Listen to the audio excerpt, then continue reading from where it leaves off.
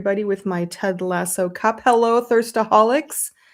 Welcome to the Thirsty Professional, where today we're welcoming Karen Chappell, the chronic pain detective. Go grab a cuppa. We'll be back in a minute.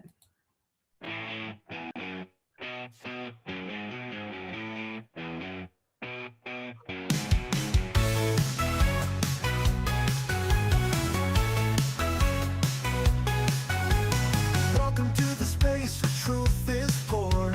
No corporate scripts, just tales explored. From passion quest to purpose found, the thirsty professional breaks new ground. So fill your cup, let's have a chat about careers, life, and all of that.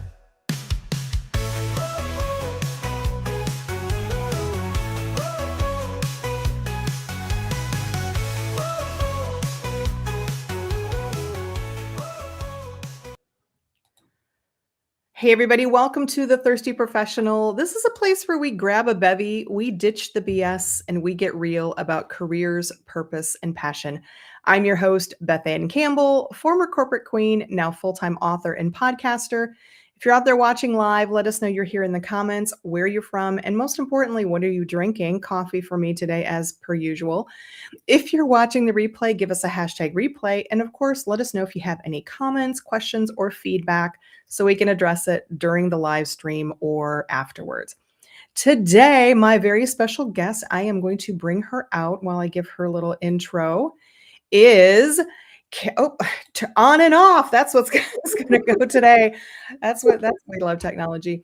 Karen Chappell. Karen is the chronic pain detective, and she solves the crime. I am a witness to that. Karen helps women over 40 who are living with persistent joint pain that has not responded to conventional methods. I'll bet some of you out there are experiencing this. I know firsthand because I was one of Karen's chronic pain clients nearly 4 years ago. It's almost 4 years now. Oh yeah, I'll tell you all about it. I was in a state for sure. But Karen and her awesome Bodylogiq program fixed all of that. So thrilled to have my pain coach and now friend on the show. Please welcome Karen Chappell. Karen, welcome to the Thirsty Professional. Beth, it's an absolute joy.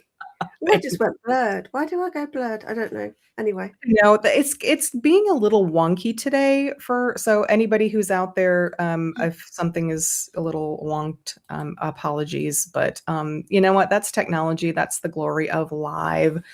Well, so Karen, Mike, welcome to the First Thirsty Professional. We're going to talk about solving the chronic pain mystery and many things. But first, I always have to ask, what are you drinking today? Well, I have tea, of course. Of course. And a water chaser. Oh, and a water chaser. Now, is that seriously a water chaser? Why do you have a water chaser? I like to balance tea with water. So I have tea and then I have a drink of water. I get it. So I was going to ask if maybe you just didn't care for the taste of tea, but I know that that's probably not true. But I have a hot cocoa chaser in my coffee, so I have to do that. So Karen, I hope you don't mind my asking this, but you and I every time we have a conversation, I always ask you how you're doing with you gave up your car. So you have no automobile several months ago. How's that going? It's very strange. I sold my car in December last year, and it has been a life-changing experience because you lose that sense of spontaneity. You might think, oh, a friend's asked you for coffee, and automatically you say, yeah, I'd love to. But then you think, maybe I can't because I don't have the means of transport. I need to find another way. But you do actually get used to it. And in this situation where fuel prices fluctuating and all that sort of stuff, and I'm absolutely, now I'm thinking, actually, I'm quite glad I don't have that hassle. And of course you get used to the expenditure, which I now save because I'm not spending on insurance and stuff like that. So you got the practicalities versus the spontaneity. The biggest thing is spontaneity. being able to go to the garden Yeah. centre or The something like that. freedom, yeah. Yeah. So what do you do when you need to go to, like, the garden center? Do you have to Uber, or do you have a friend, or It's a yeah, it's needs must, and a lot of it is delivered anyway now. So, Oh, that's right, yeah, I was gonna say, but or you could get one of those, what do they drive? Is it I hope this is not Doris, please tell me if this is an offensive statement, but like a rickshaw? Isn't there like a type of a bike that people oh, drive in certain Well, electric bike. yeah, but then they're the ones that actually transport people, like, where they in some countries of the world, they, and I was thinking of I thought that they did this in China, but, where, Yes. somebody drives it, but so that might actually transport, like, if you needed a couple bags of mulch or something, you can just get one of those. I could go old school and get a pony and truck. Oh, or a mule. You could get How did we get here? How did we get here? I wanna just to double go to our comments real quick because 'cause we've got a bunch of people checking in. Stella Scott, my friend Stella Scott, hey, thanks for coming in, always love to see you. Doris Walsh, hi, Beth and Karen, joining here from cloudy but warm UK with water. Thank you for letting Oh, us know what you're drinking, Doris, and the temperature also. Is it fairly warm where you are, Karen? yes. Yes, it is, yes. I'm in Leicestershire, and it's really nice. Well, I can just see a little cloud at the moment, but other than that, it's wall-to-wall blue sky. Would it So would it would it be the UK without a little bit of cloud now and then? oh, no, probably not. Probably not. But as It you know, was that's all we Yeah. do, talk about the weather. I know, same here, 'cause it changes in 5 minutes. I am for the past couple weeks, I am back and forth turning on the air conditioning during the day because it'll get warm, and I have a brick house, and once it gets warm, or a temperature, it tends to stay there. But, like, last night, it was near freezing, near actual freezing, so I was out with, Wow. the hat and the gloves and the thicker leggings and stuff, so I can't win. It's whatever. Mm. We have Sarah Clayton joining us. Hello here Oh, in Sarah. Scotland. Hi, Sarah. Hello here in Scotland where it was sunny a minute ago and now it's raining. See? Wait 5 minutes. Excuse Eileen me. Fizzy joining us from New Jersey, getting her coffee, my sister in coffeeness. Stella has latte with ice cream on the side. What? Can you do that? Why do I do that?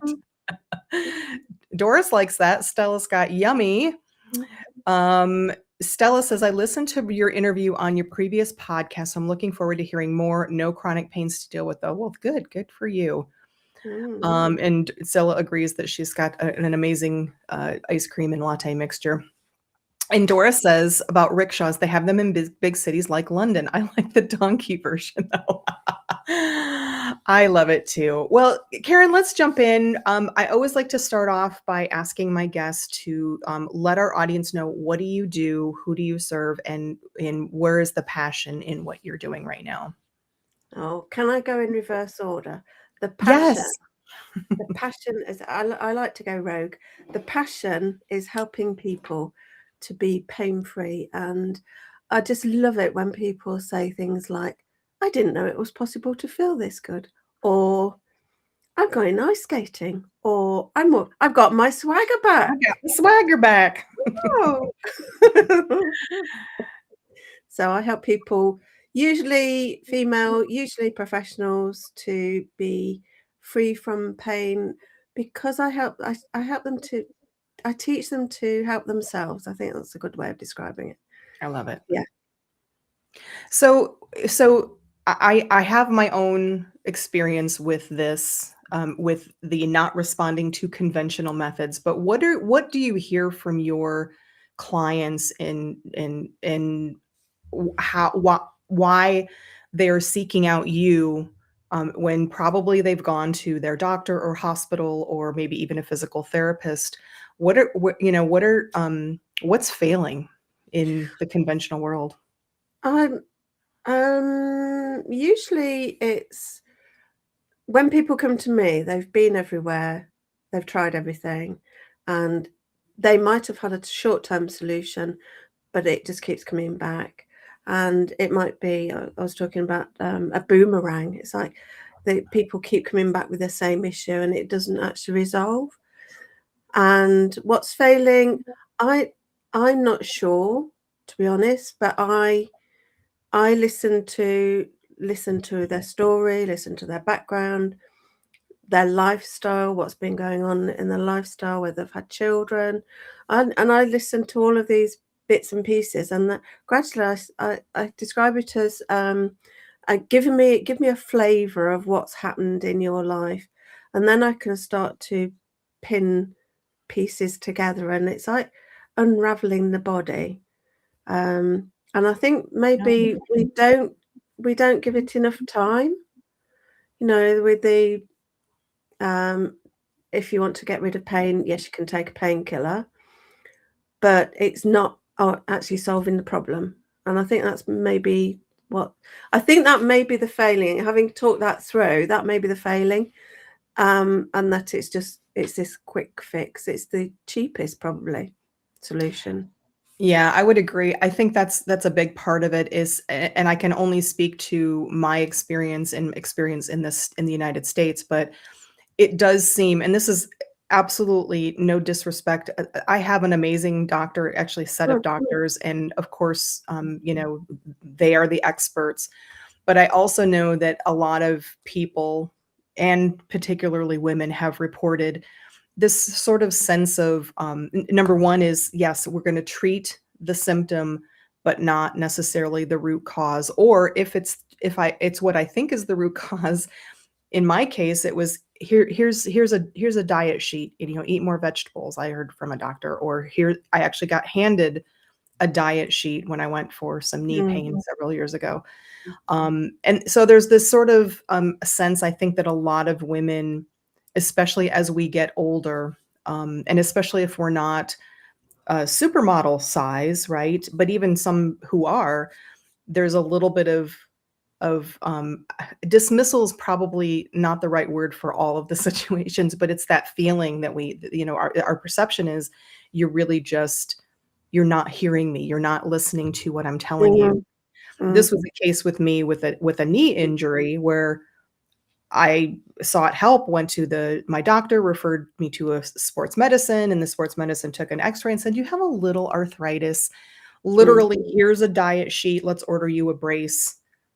Meanwhile, I took care of it in the way that I only knew how to take care of it, and by the time I got my brace in, which was almost $800, it had resolved. So, Excuse me, did you have to pay for that, Beth? Did you pay oh yeah, privately for oh that? yeah, yeah, oh yeah, Wow. yeah, yeah, oh yeah.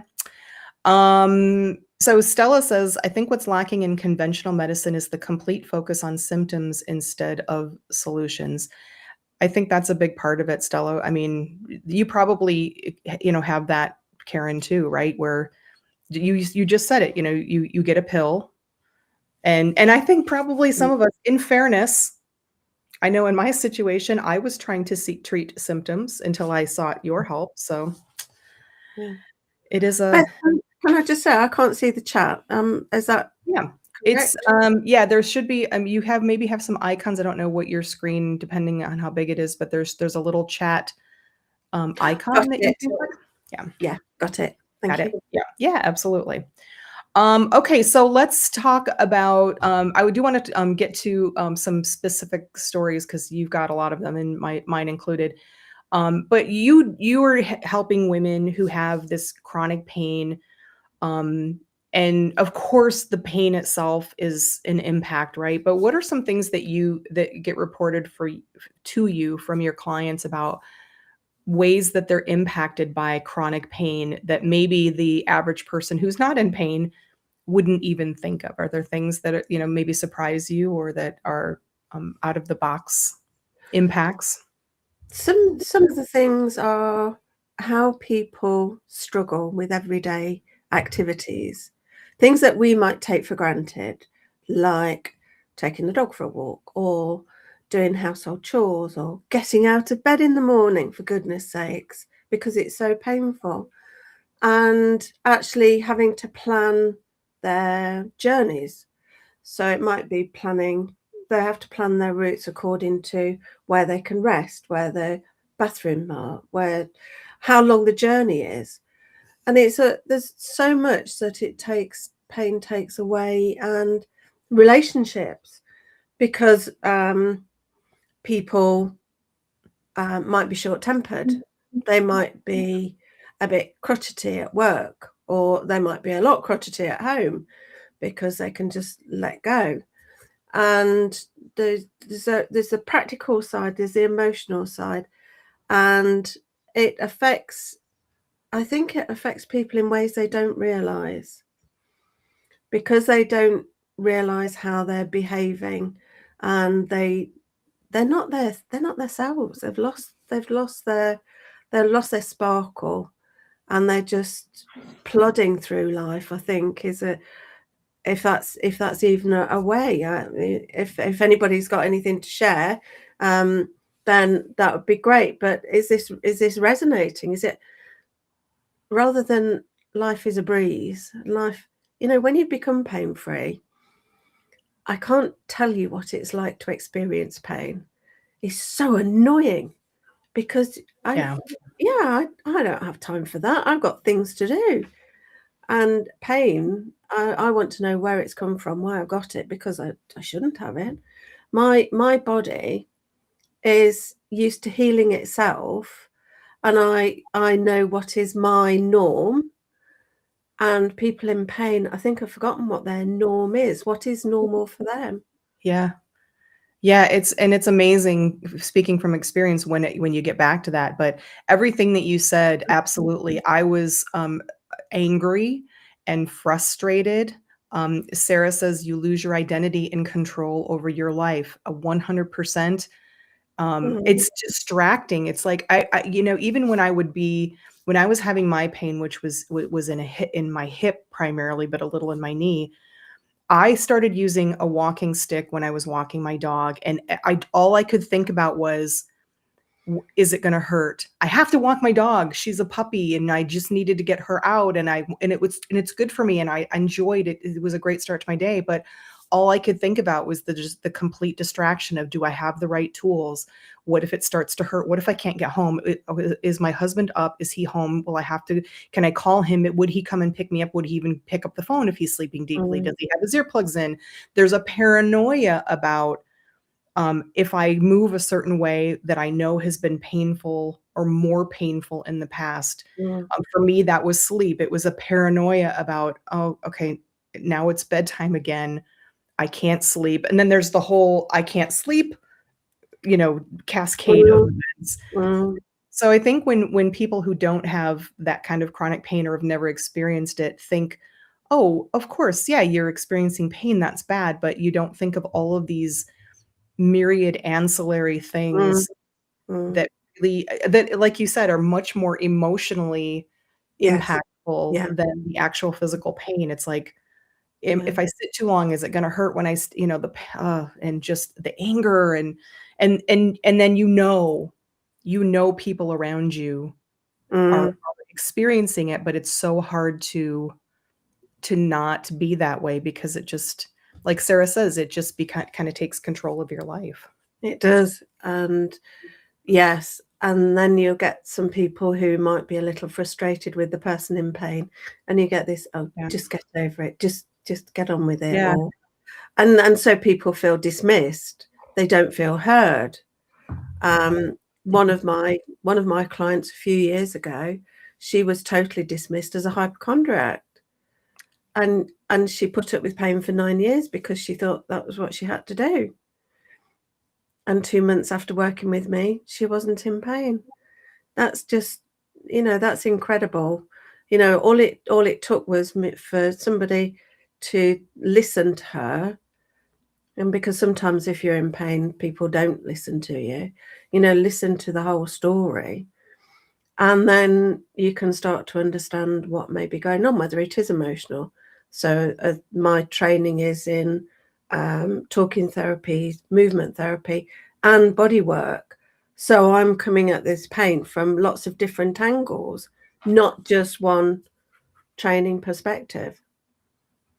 You hit on something that's, like, so key, and it is that sort of dismissal, but it is like, we just wanna be heard, right? Mm, And I just know so many people who so many women especially who have, imagine that I'm going to a sports and I'm a sports medicine professional, and I'm already anxious because I've got pain and I have to get an X-ray and I'm worried, and then I also have my background experience with doctors, and then sure enough, as predicted, well, we'll just order you an $800 brace and send you and give you a diet sheet. So mm, and then mm, so then it kinda comes true, and it just validates this feeling of, "You didn't hear me." That's how what I walked away with, and have many times.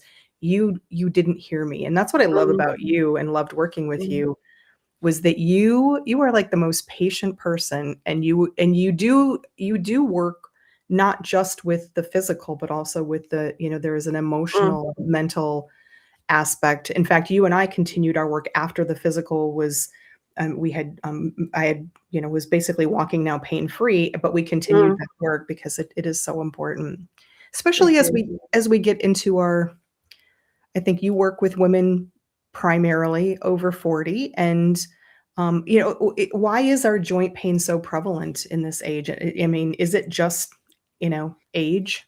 I don't wanna be the doctor who says it's just menopause. No, I actually think that I think people put it down to aging, but I'm not sure it is. Because I've worked with so many people, myself included, and my body's improved as I got older. From a flexibility perspective, it's much better. But I just if I've got loads of props, can I get my props out? Yeah, get some props.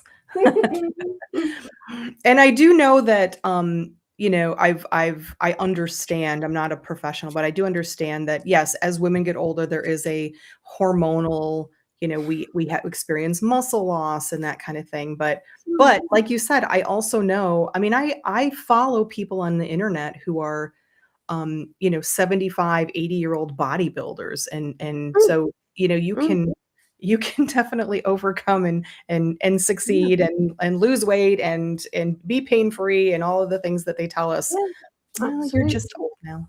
No, no. So if I use this as a prop, this is how I imagine I'll use the word soft tissue. This is how I imagine the soft tissue to be.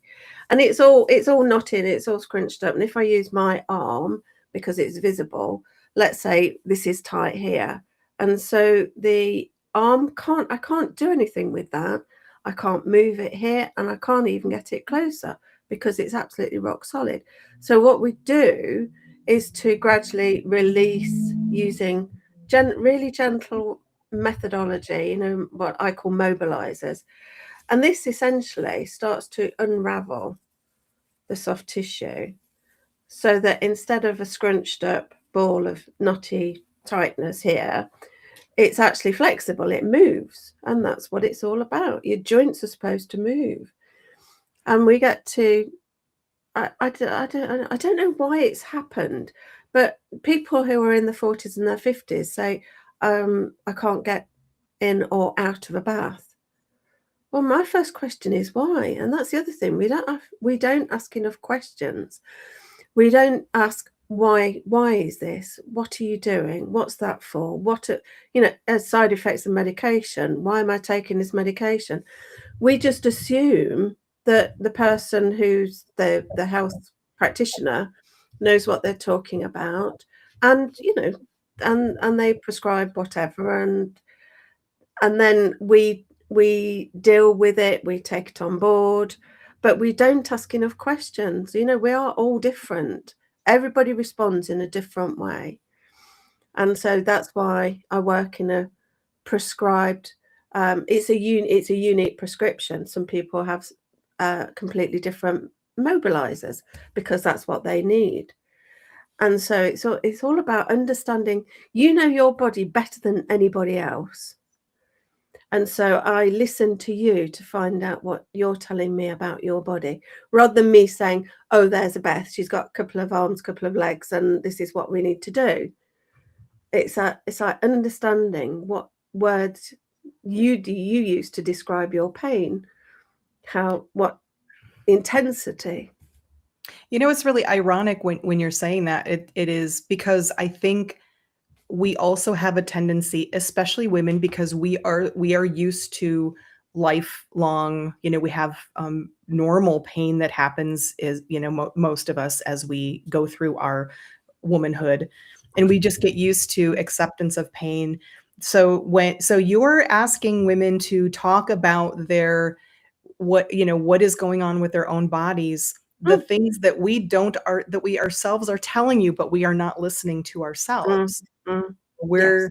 we're Yeah. it's just it's an irony, right? And I think we also don't we throw away things, or we dismiss ourselves, because Yes. we say to ourselves, well, it's been a little hard for me to get out of bed in the morning, my back's a little bit sore, and I just go, well, you know what, I went through menopause, so that's what it's going to be now, instead of Mm, questioning, like you said, and saying, wait a yes. minute, Yeah. this doesn't have to be like this. Mm, absolutely. Yes. Yeah. Crazy, crazy. Mm, yeah. Um, how much of an impact do lifestyle and stress have on chronic joint pain? I would say stress has a huge impact. My example would be what we call coat hanger shoulders.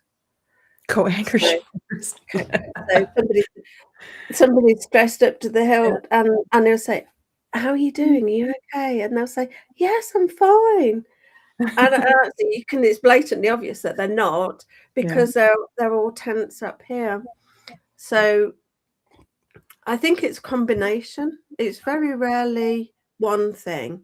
It's usually a combination. It could be stress, it could be posture, um, previous injuries, having children, sleep, doom um, scrolling.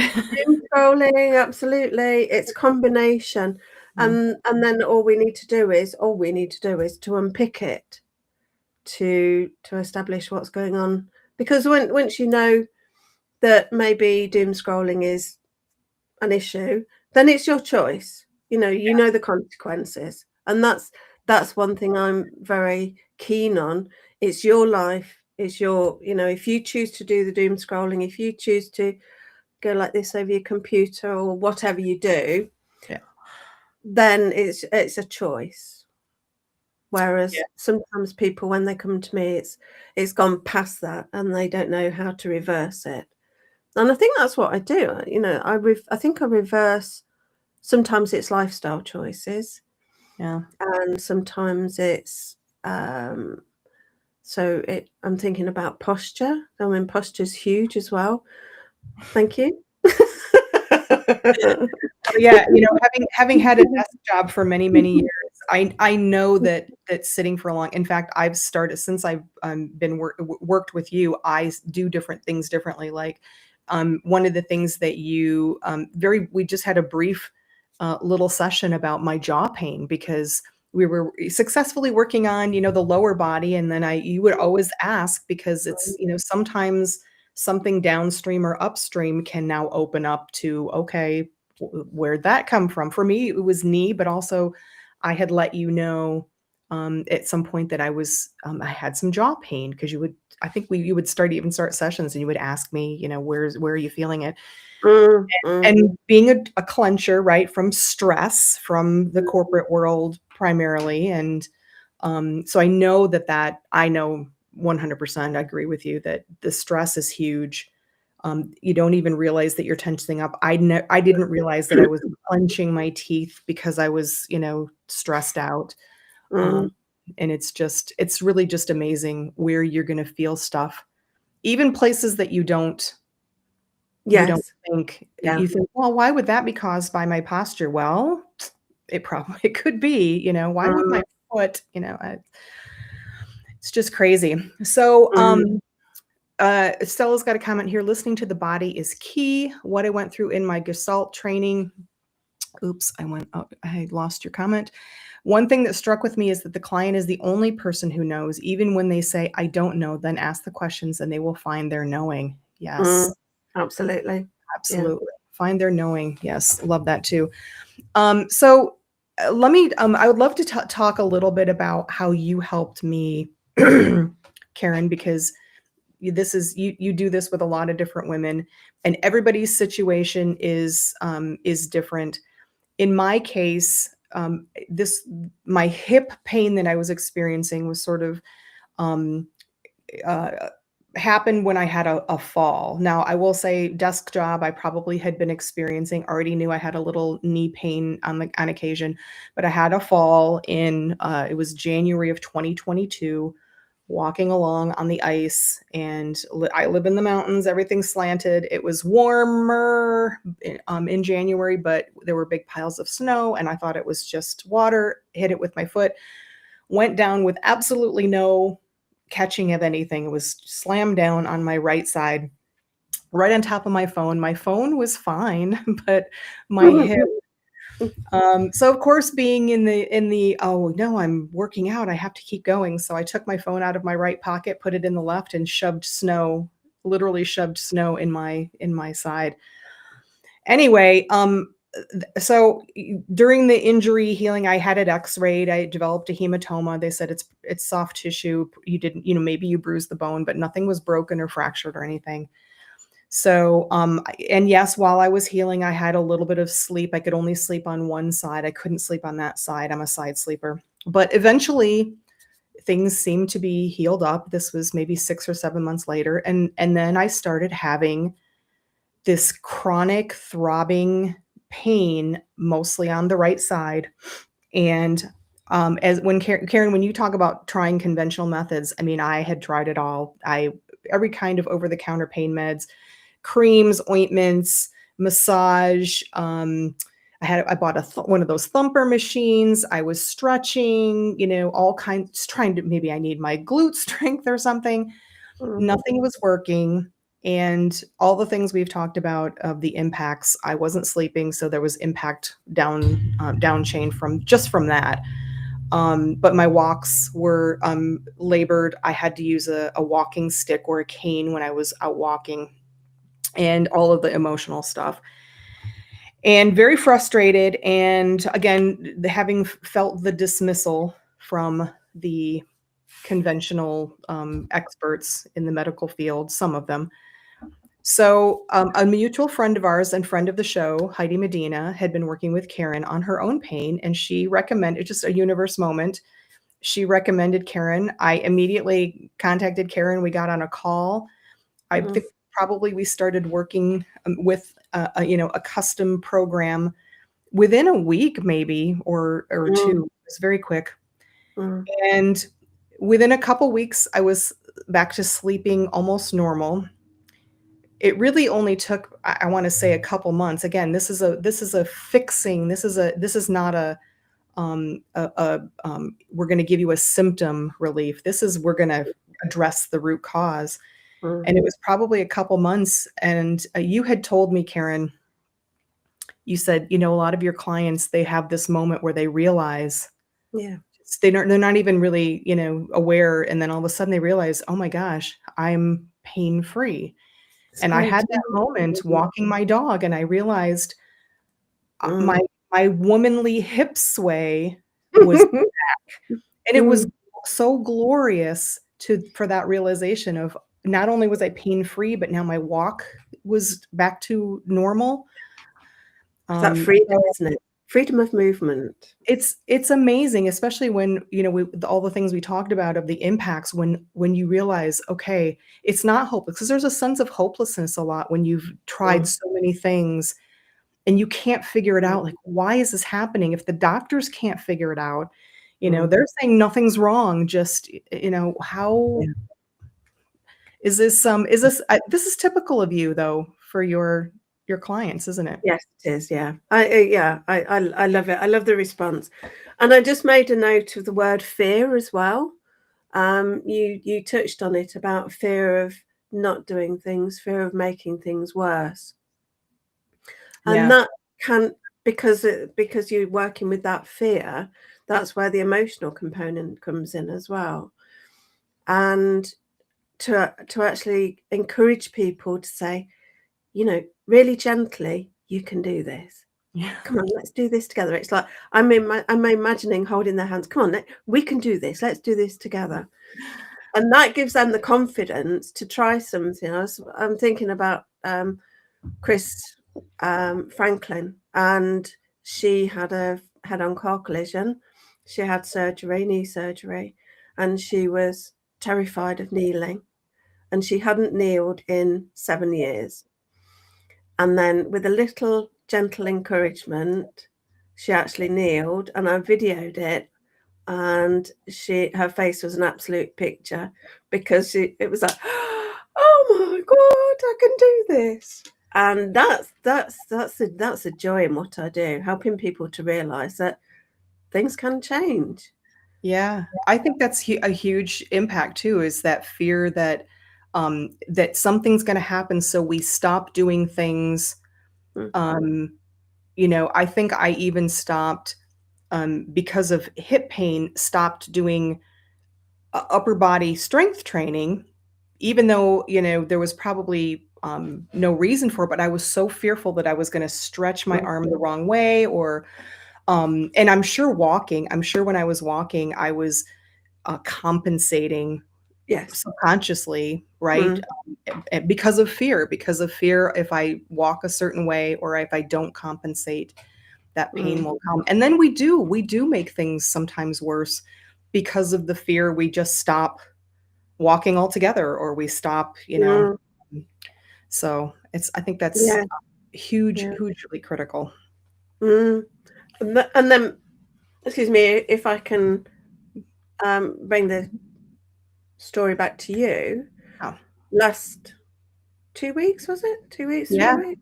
about 3 weeks ago. Yeah. When you reached out, I'll let you tell the story. Yeah, so I had worked with Karen for, I don't know, we worked on and off, well, on for, I don't know, 6 to 9 months. Again, Mm, some mental stuff, and we've remained friends, and we are in touch. And then I just this was maybe 4 or 5 weeks ago. I started experiencing pain on my left side, and again, I do have a little arthritis in the knee. It does flare up a little bit in the winter.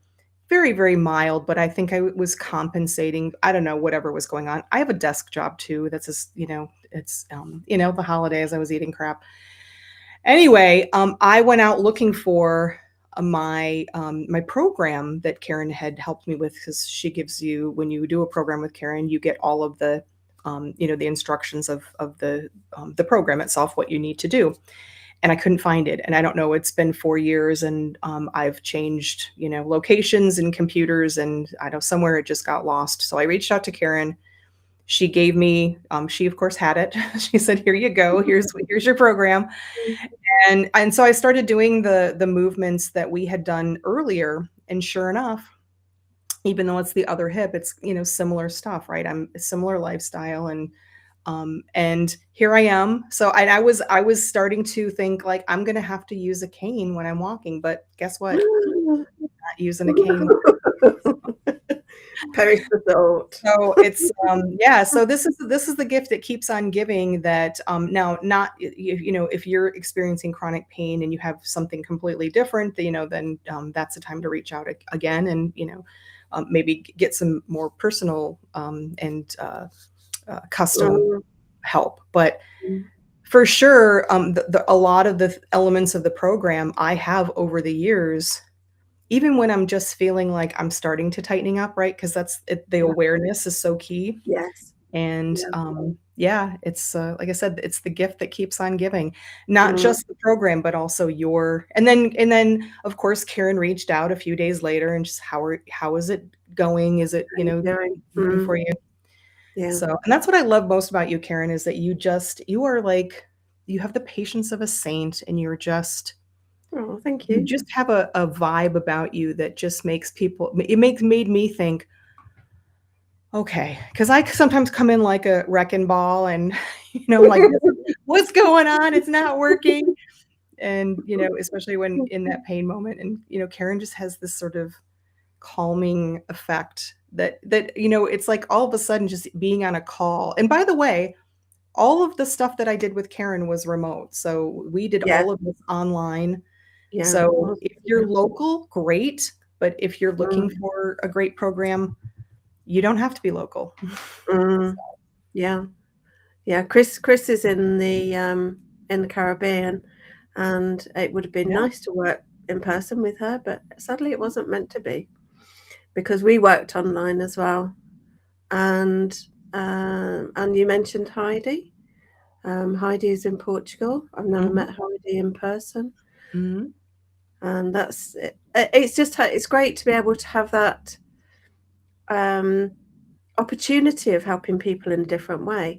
Yeah. And I used to think this as well because I was very much a hands-on practitioner, and I used to think, oh, people will have to go to a therapist in order to heal their pain or change anything, but it's not true because the way I figured out how I could do it. Yes, I can absolutely do the talking therapy and the movement therapy online. Can't do the body work, but I've had to improve my communication skills. If I was working with somebody and I wanted to move their arm, I would just pick up the hand or their arm and move it wherever I wanted to. But Yeah. when I'm asking somebody to move their own arm, I've had to learn how to communicate effectively because if just indulge me. Yeah. If you lift your arm up, Beth, you'll just lift your arm up in whatever position. But I have to be very specific and say, well, can you lift your arm so that your elbow is on line with your shoulder and you've got a right angle at your shoulder and a right angle. I've had to learn those communication skills, which is a bit weird, isn't it? That is a skill, right? Because did you do a lot of online work before No, lockdown? No? no, no. Interesting.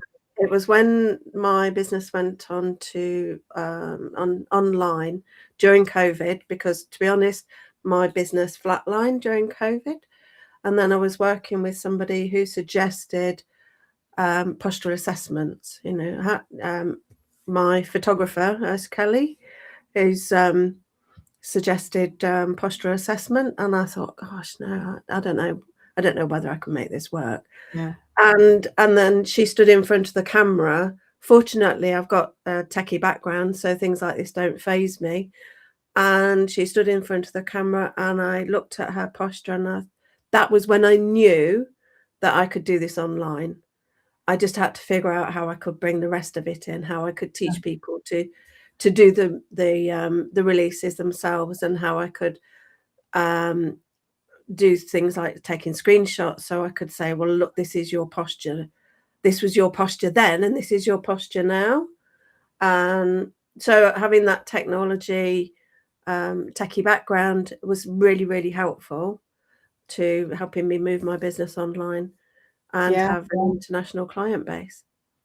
And from a client perspective, it really wasn't difficult because, you just need, I mean, their initial assessment, but even beyond when we were checking to see where was I in, at certain points along the way. Mm, And it was mm, really just a matter of I step away from, if you have a camera and you have enough room in the back, that's all you really need. It was actually pretty easy from the client perspective to mm. Oh, that's good to to know. yeah, Mm. absolutely. Quick going over to the comments, Stephanie Bannock is my friend. I have a song for her. My grandma had polio, and one of the things she emphasized with her kids was good posture. She would gently poke them in the back when they slouched at the dinner table. Whose grandmother didn't do that? Mine did the same Yeah. thing. Mm, mm, And she says, Moxie is loving and thanking Karen too. Yes, it is. It really does make a difference too when you're walking an 80-pound dog, and she's a good walker, but she's likes to go on a safari. So sometimes she does, a little bit of pulling. She's not a bad puller, but even when you're unstable and you don't have that, you're also already paranoid or using a walking stick or a cane, it just Mm. makes it that much difficult. So yes, Moxie is definitely loving that. Karen, do you have time for I would love to put you in the thirsty professional confessional. Ooh, go for it.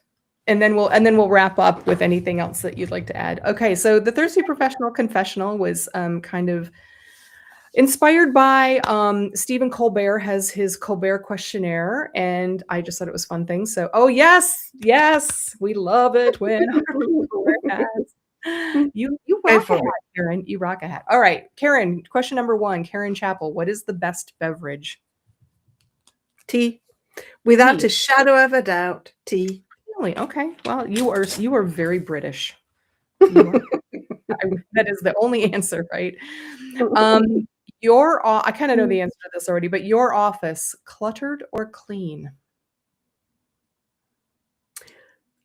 I'm going to say a mix of both. It is clean. I can't work in clutter, but I have a lot of reference books. Hmm. I would hope that you would say mainly clean because you did actually help me.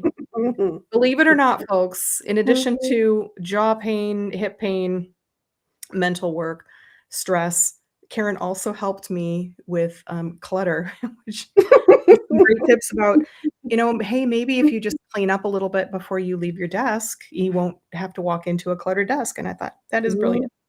All right. What's the best book you've read, fiction or nonfiction, in the past 6 months? Oh, Lordy. I don't read fiction. I still love you. And I don't have a favorite. I really don't. And I don't Is, have a is best. is there a good one that you've read recently that you would maybe recommend? If not, we can skip that one you can, if you think of it, No, no, I'll have to pass on that one. I do have over 300 books on Audible that I just cycle through. When are you gonna write a book, or have you written a book? I'm starting. It Mhm. is in progress, and Yes. it is due for publishing. I was going to say in June, but I'm going to say this year. Let's just Yeah, we always have lofty goals that as a writer, I know. I thought I would be published at the mid-year, and now it's probably gonna be December, but mm, all right. mm. Karen Chappell, next question. When you were a kid, what did you wanna be when you grew up? An air hostess. What? Like on a plane? Yes, yes. Oh, wow. I know. How weird is that? I knew that was never a goal of mine because back when I was a kid in that age, I was I got Eastern European blood and bones in me, so and it's gotten a lot better now, but if you all remember, anybody who's old enough to remember back in the '70s, '80s, really even in early '90s, it was they've even made TV shows talking about this, where if you weren't skinny and really in everything, but certainly for planes, it was skinny, thin, and you know. So I knew that was never going to be. That was Mm, never a goal of mine. What what yeah, what what made you not? Why didn't you end up being an air hostess? because the career guidance at the time was, going into an office, and that was never really my thing. I wanted to learn languages, and I wanted to travel the world, and I've not quite managed it, but that was where I wanted to be. That was where I wanted to be as a child. Never And then too you just get too short. You just get shoehorned, like everything else, you get shoehorned into a Yeah. desk job, office work, and that was exactly what happened. And it Doris, really you say it's because you're too short, but I think people like you and me, there's probably another reason why we would not be a good air hostess because You do have to be like, you can't swear, you can't, you have to be super friendly, and not that we're not friendly, but we also kinda tell it like it is sometimes, so. Mm. Okay, so name a famous oh, so I'm sorry, I skipped one. If you could not live and work where you currently are, where in the world would you love to live and work? That I like space, so I would choose to work in somewhere like Australia or, America. I love the Mm, idea of Seattle or the West Coast or, yeah, so, like that sort of yeah. yeah. I like the space. I have, other than being on a plane, have been to California, but I've not been, spent a lot of time on the Pacific Northwest, as we call it. But, every time I see pictures or, I don't know if anybody remembers the beginning of the show Twin Peaks, where they would show the mill with the water and the big pine trees. I feel like if I go there, I won't come back, and Mm, I won't be able to afford to live there because, it's a little expensive, but yeah, I'm with you. mm. Um, name a famous person living that you'd love to have a coffee chat with. You mentioned, um, the bodybuilder, and her name has just escaped me. The Ernestine Shepherd. That's the Ernestine, I was lady. just gonna say, is it Yeah, Ernestine? Because yeah, yeah, yeah. yeah, yeah, she's an inspiration, absolutely. She's I like started 80 years following her. old, and she's out doing She's videos of working out she's still and yeah, going, yes. Yeah, she's so amazing. yeah. Definitely. And my final confession, are you currently in your underwear or pajama bottoms right now? So business on top, party, or dog mom, in my case, on the bottom? Or do you top to bottom it? Yeah, top to bottom. Mm. Good for you. You're just the quintessential professional. Good for you. Absolutely. Well, Karen, before we wrap up, what would you like our audience to know? Is there anything that you have coming up? And what's the best way to get in touch with you? Of course, I will put all of your contact information in the comments in both YouTube and on LinkedIn. But tell us what you'd like the audience to know before we wrap up. Well, I am putting together workshops, that I'm calling Bodylogiq Experience, and the next one will be the neck and jaw reset, and I need to enunciate neck and jaw, because if I say it quickly, people will say, "What's a neck and jaw?" It's a neck and jaw. So I'm going to do different body parts, and the first one is the neck and jaw reset, and it's going to be by invitation only. It's a small, intimate group, 10 people, maybe something like that. And if anybody's interested, it will be by invitation only. So just let me know, and I can I can send you the details. And I run masterclasses at the end of the month, and that's usually the last Tuesday of the month, and that is free. If anybody wants to know a bit more about that, then please get in touch. And yes, my details are there, Karen at karenchappell.org, and I will get back to you as soon as I can. Awesome.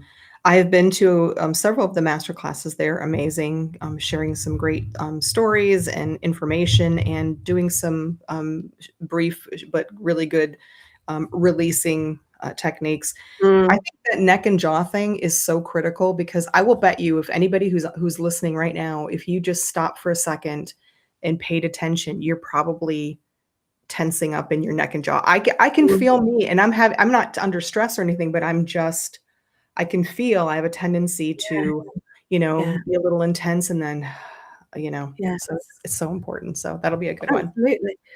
Yeah, Awesome. absolutely. Well, go ahead. I was just about to say it's good to know how tense we actually are because we Mhm. don't realize it. And then just with some simple releases, you can actually allow the jaw to release, you can allow your head to move more freely, shoulders to relax. So, yeah, highly recommend it. Absolutely. Well, Karen, thank you so much for being my guest on the Thirsty Professional. I am so thrilled to have you here. I cannot say enough about how you have helped me, continue to help me not only with my joint pain, as I've talked about, but in a continued relationship where we help each other. I'm so Yeah. grateful to have you in my life. Thank you for joining us today. Thank you so much for inviting me. It's been a joy. Absolute pleasure. Yeah, same here. All right, folks, next week, May 8th, my very special guest is going to be repeat fan favorite Heather Black. Heather is a spicy Carolina girl bringing sweet tea to the neon world of Las Vegas. Oh my God, that is a combination.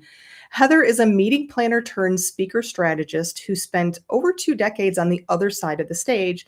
Today, she's redefining what the stage means, from podcasts and networking rooms to live events and beyond, helping purpose-driven business owners who are showing up but not seeing results and growth.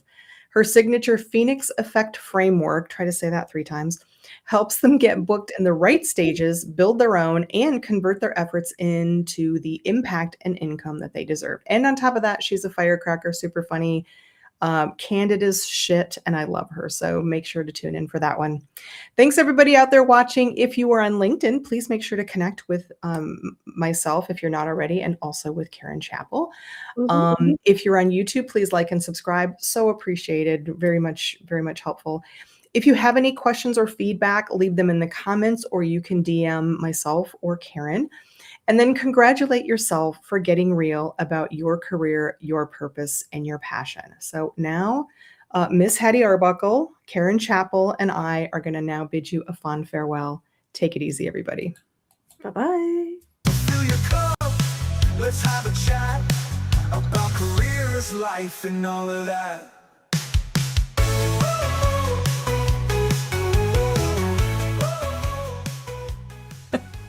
Well, that was fun. All right.